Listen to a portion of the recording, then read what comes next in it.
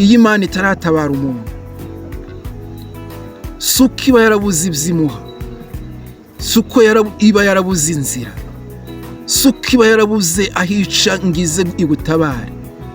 Burya hari umwaka wawe utaragera, hari ukwezi kwawe kuba kutaragera,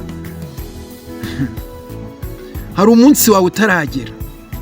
Rero mu munsi wawe irimo irawutegura. Icyo usabwa ni iki? Ni ukuyubaha, ni ukuyisenga, ni ukuyubahisha, ukirinda kuyisebya aho uca hose, aho unyura hose, ugaharanira kuyubahisha n'umutima wawe wose, kuko nayo mu gihe utazi izagutunguza igitangaza cyawe. Hari impamvu Yesu atinze nuko akurindiriye ngo wihane wiyeze ibigutandukanya nawe, utihana ngo ukizwe muri aka gahe ufite, ntacyo uzireguza kandi ntuzamukerereza. Ijuru ni iry'umuntu ku giti cye mbabwire, nawe uzajyana n'undi nta n'uzabura n'irundi, buri muntu azibarizwa ibyo yakoze ku giti cye. Ijuru ni iry'umuntu ku giti cye mbabwire, nawe uzajyana n'undi nta n'uzabura. Ndabasuhuje mu izina ry'umwami wacu Yesu Kristo, umwami Imana nabishimire. Ni wa mugaragu w'Imana isumba byose, Mwenyemari Faustin. Bene data nshuti z'umusaraba, rero niba ari ubwa mbere tubanye hano kuri iyi channel, ndagusabye ukore subscribe, ukore like, hanyuma tujye dukunda kubana kenshi hano muri ibi biganiro, cyane cyane Imana iba yagiye iducishamo. Bene data, nubikora ukabikorana umutima mwiza atari ukwikiza, Imana ibiguhera umugisha. Iyo nkorera iyakuremye nukuri ndayinginze iguha umugisha kubw'icyo gikorwa ugiye gukora niba utaragikoze. Iminsi yawe ntukwiriye kuyimara uri mubabaza Imana. Iminsi yawe ntukwiriye kuyimara uri mubabaza bene so bagenzi bawe. Kandi igihe wicayemo uzi igihe umaze, ariko ntabwo uzi igihe usigaje.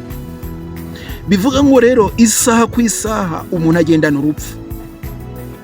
urupfu rwagutwara.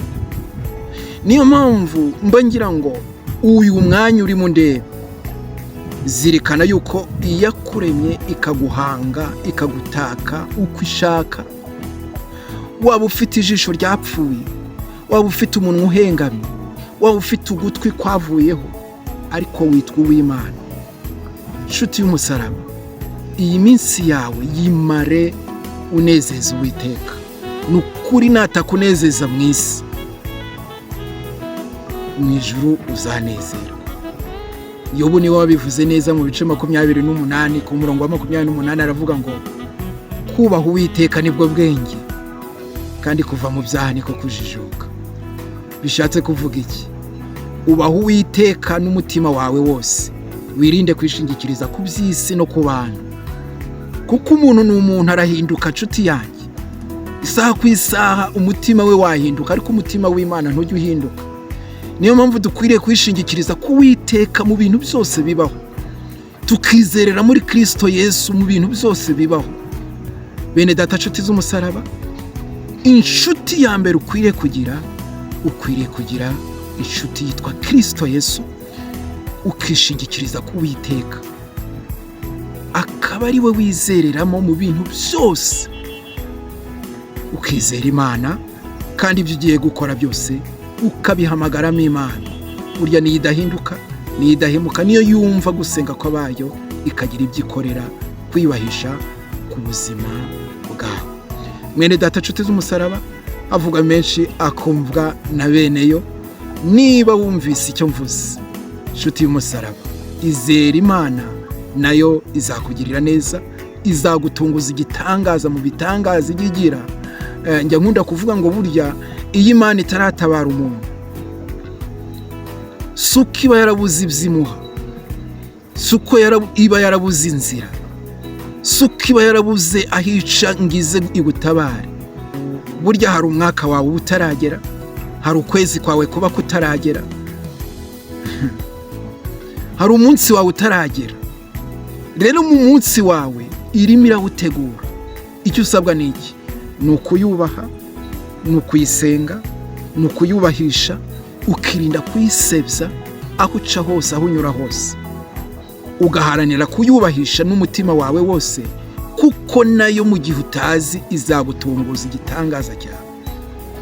Bene data nshuti z'umusaraba, murebye uko Imana idutungira muri uyu mujyi wa Kigali, bamwe muri twe ni igitangaza mu bitangaza. Hari igihe wibaza uti uyu mujyi wa Kigali ikintungiyemo ni iki? Akaba ari nta kazi gafatika ukora kazwi, ariko ukabona bukeye ejo bukongera bugacya. Kubera iki? Burya Imana yakuremye iyo yubahishije ntabwo ijya yemera yuko wicwa n'inzara. Niyo wakwicwa n'inzara wareka kurya, wabura ibyo kurya saa sita ariko nimugoroba ntiwabibura. Imana yari ifite uko ibatunga, cyane cyane ku bantu bayubaha, bayizera, bakayubahisha. Bene data nshuti z'umusaraba, yizere kandi ukomeze uyikomezeho, wirinde kuyihemukira no guhemukira abantu. Mu by'ukuri igihe utazi izagutunguza igitangaza cyayo, kuko ijya ibigira, irabigira. Imana y'amahoro ikugirire neza wowe wankurikiranye. Ni ukuri ukore subscribe, ukore like, tujye dukunda kubana muri ibi bintu Imana iba yaducishijemo. Mu makuru ya mbere ajya gusohoraho uyumve, akugirire umumaro, agira aho agukura, agire n'aho agushyitsa. Yari Faustin Mwenyimari wakugezagaho iyi message Imana yaricishijemo. Amahoro y'Imana nabe kuri wowe. Shalom, shalom.